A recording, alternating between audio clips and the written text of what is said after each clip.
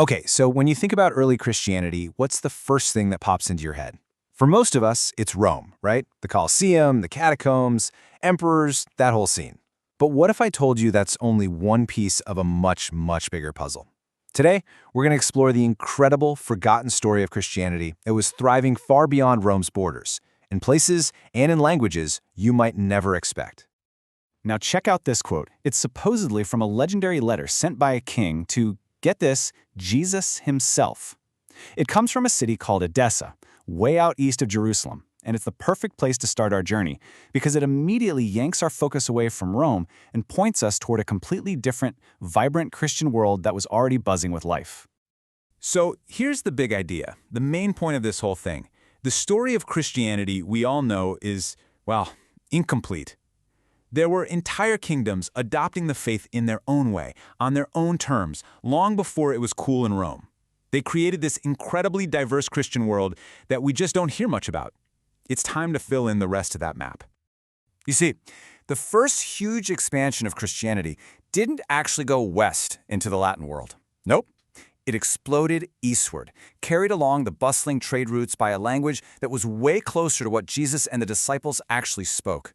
Welcome to the world of Syriac Christianity.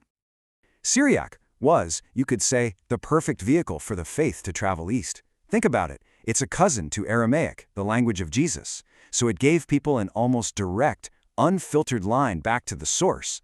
This meant the Christian message could travel deep into places like Persia without having to be translated through the lens of Greek or Latin culture first, making it instantly relatable to millions of new people. And a perfect example of this language's power? It's something called the Peshitta, which was the Syriac Bible. Its name literally means simple, and just like the famous Latin Vulgate in the West, it put the scriptures into the everyday language of trade and culture for a massive part of the world. This was an absolute game changer for spreading the faith beyond the empire. Which brings us right back to Edessa. This city-state officially went Christian under its king, Abgarus IX, somewhere between 179 and 216 AD. Now, let that sink in for a second. We're talking more than a century before the Emperor Constantine ever gave Christianity the time of day in Rome. Edessa was very likely the world's very first Christian nation. Okay, here's another date I want you to burn into your brain because it really drives home this idea that Rome wasn't the only game in town.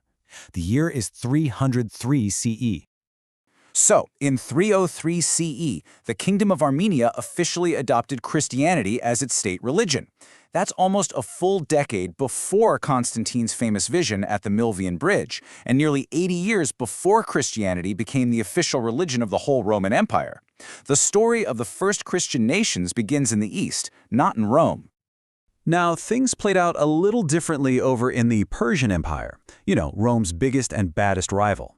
As Rome started to embrace Christianity, things got, well, complicated for Christians living in Persia.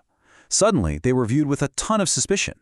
Were they potential spies? Sympathizers with the enemy? So how did they pull it off? How did they survive? Believe it or not, it partly came down to theology.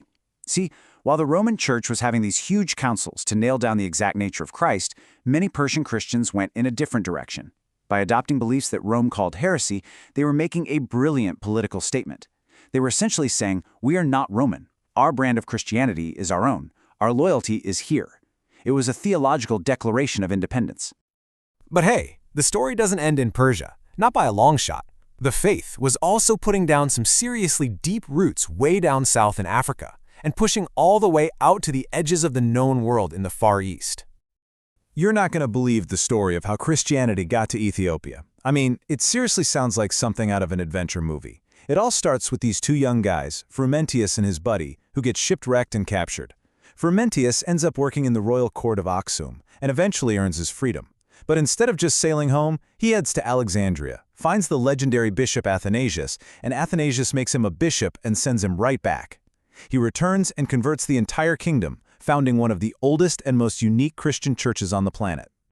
And what about India? I mean, come on. Tradition says the Apostle Thomas himself went there, but what we know for a fact is that by the year 325, the Christian community there was so well established that a bishop, John, of all Persia and Great India, showed up at the Council of Nicaea. I mean, this was the most important meeting in the history of the early church, and India had a seat at the table. That's huge.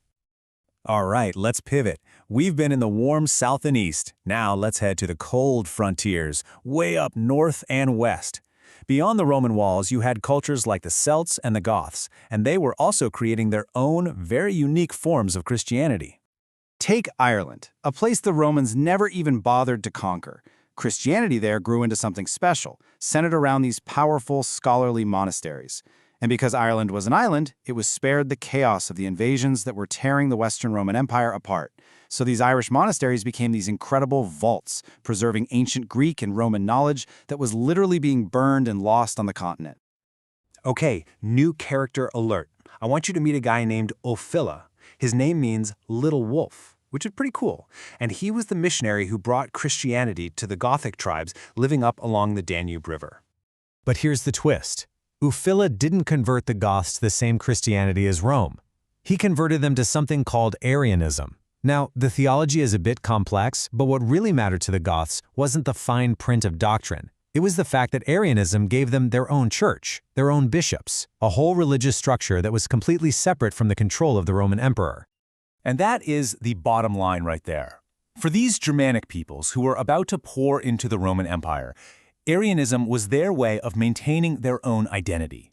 It let them be Christian without having to become Roman. It was a way to keep their own culture and their political independence, even as they started to take over the empire itself.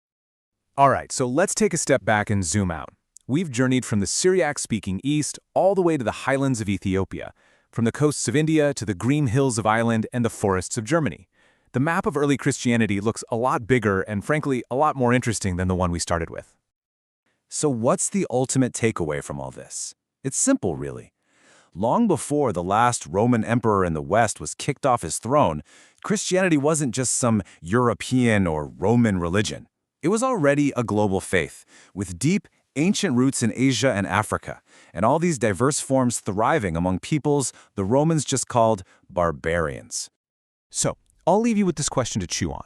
How does remembering this forgotten, more global history of early Christianity change how we see the world today?